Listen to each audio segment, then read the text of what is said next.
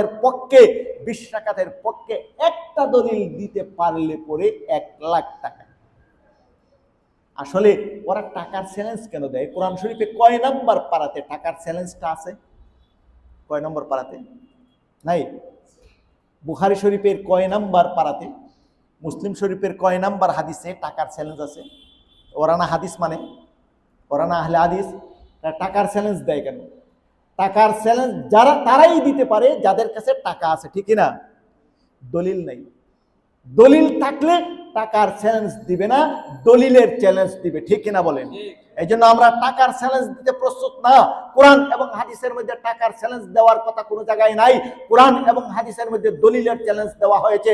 আমরা প্রত্যেকটি কাজে দলিল দিয়ে সেরা চ্যালেঞ্জ দিতে চাই। গোটা পৃথিবীর সমস্ত আহলে হাদিস যদি জমা হয়, হানাফি মাযহাবের একটা দলিলকে দুর্বল অথবা অগ্রহণযোগ্য প্রমাণ করার ক্ষমতা পৃথিবীর কারো নাই।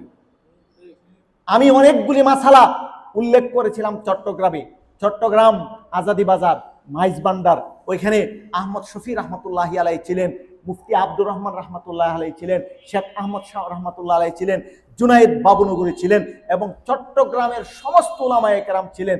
আমি কয়েকজনের নাম নিয়ে বলছিলাম, এই বিষয়গুলিতে যদি কেউ চ্যালেঞ্জ করতে চায়, গোটা পৃথিবীতে যত আহলে হাদিস আছে সবাই যদি আসে এবং ইবনে তাইমিয়া, শাওকানি, আব্দুল ওয়াহাব নজদি তাদেরকে যদি কবর থেকে উঠাইয়া নিয়ে আসে, উপযুক্ত প্রমাণ তারা পেশ করতে পারবে না। আমরা দলিলের চ্যালেঞ্জ দিব, টাকার চ্যালেঞ্জ কোথা দিক থেকে দিব?